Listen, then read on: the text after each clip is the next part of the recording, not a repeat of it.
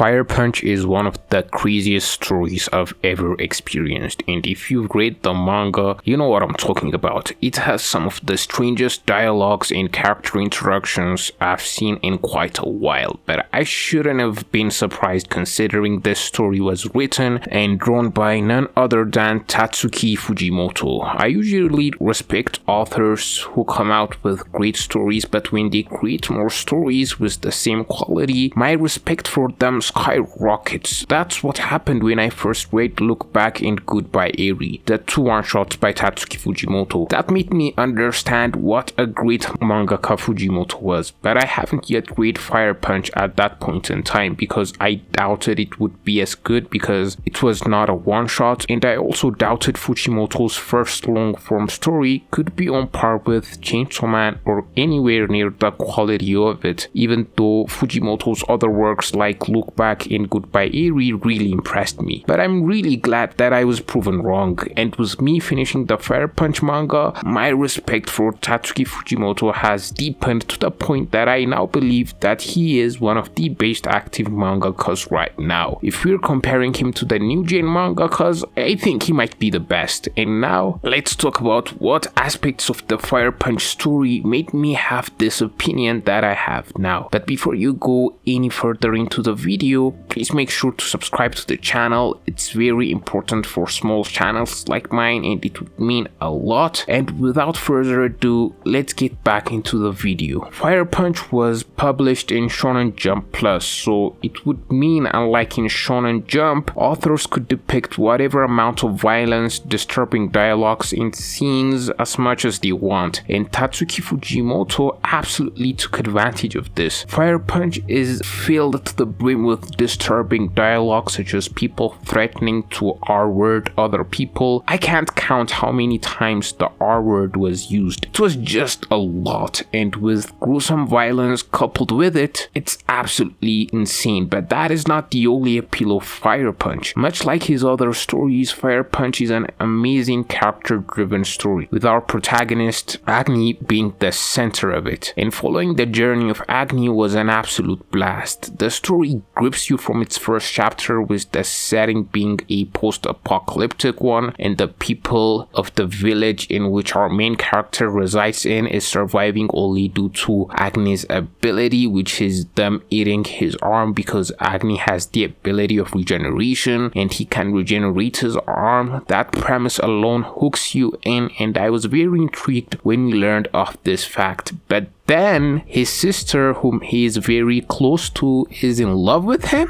This story just kept escalating in its strangeness. But then a group of mercenaries appear and learn of the fact that the village that Agni is living in are practicing cannibalism because they're surviving off Agni's arm. So a guy with an ability to burn things eternally until they die out burns Agni and his entire village, including his little sister. And I just want to see this. The first chapter of Fire Punch feels like Fujimoto wanted to include every bit of taboo subject he could think of. We got cannibalism, incest, and genocide all in the first chapter. And I thought Chainsaw Man was a crazy messed up manga, but Fire Punch takes it to a whole other level and I love it. Also, the dark humor that is synonymous with Chainsaw Man that I really love is also present in Fire Punch, which is more reason for me to love this story. Fire Punch just feels like Fujimoto unrestrained and gushing out whatever idea he has. It's like he was telling this story with absolute freedom, and you can feel it because there is no boundary that he doesn't cross with this manga. Also, the paneling in Fire Punch is superb. It's so easy to read, more than Chainsaw Man even in my opinion. Not only the quality of the story that we are presented is easy to read, but coupled with the brilliant paneling, it flies by in an instant. And also, like I said before, the concept of having an immortal regenerative guy who caught on an internal flame and can't die and thus becoming becoming a fire-enveloped man is such a brilliant concept. It's as if Wolverine caught on fire that won't die out in becoming the Human Torch as a result. It's such a cool concept. The thing that makes the first chapter of Fire Punch so good is that you can feel Fujimoto's unique touch while reading it. The weird thing that goes on, like the cannibalism, his sister wanting to mate with him, and Agni being a Human Torch, all are insane cool concepts that I adore, and it separates itself from many other manga. Another aspect of this story that made me like it is the characters. Characters like Togata, for example. Togata is a character who is obsessed with making a movie, and he is also one of the many characters in the story that is unhinged. He first appears in the train arc part of the story wanting to direct a movie and is very fascinated by Agni. When Togata made his full debut in the story, he seemed like he was going to be an ally. He did become an ally eventually, but not in your traditional way. He appears first in the train when one of the main cast, Neneto, was getting ganged upon by soldiers. I thought Togata was going to jump in and be the hero of the day, but little did I know this was one of the craziest characters in the story. Instead of confronting the soldiers of Behmedrog head-on,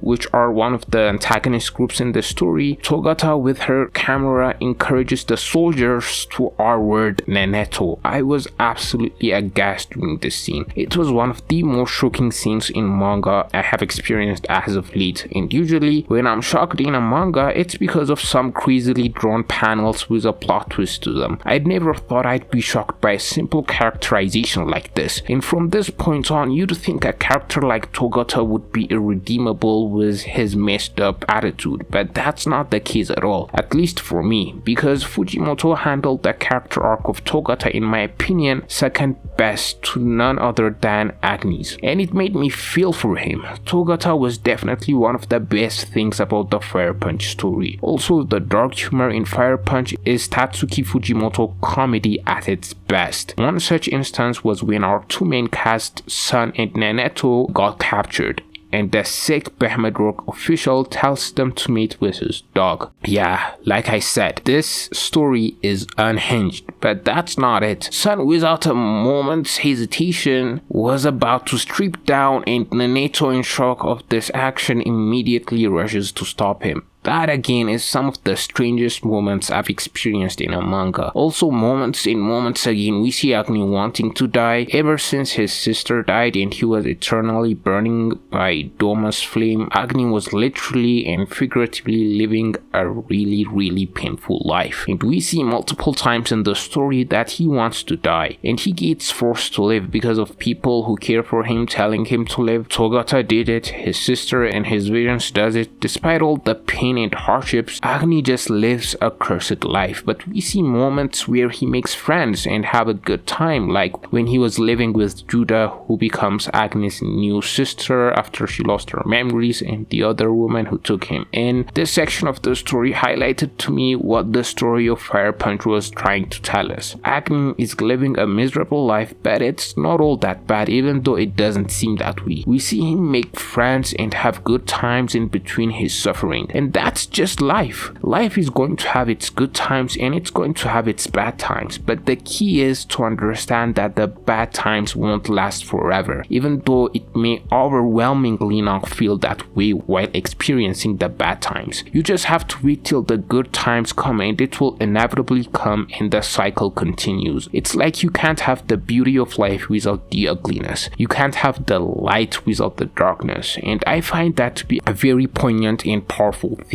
of Fire Punch that gives the story meaning and makes it more than a story that is just there for shock value. And Fire Punch is a new favorite of mine when it comes to manga. And if you guys know any other manga that is really good like Fire Punch, please recommend them to me in the comments down below. I'm looking for a new manga to read. Also, thanks for making it this far into the video, and I'll really appreciate it if you subscribe to the channel. And with that said, see you in the next one.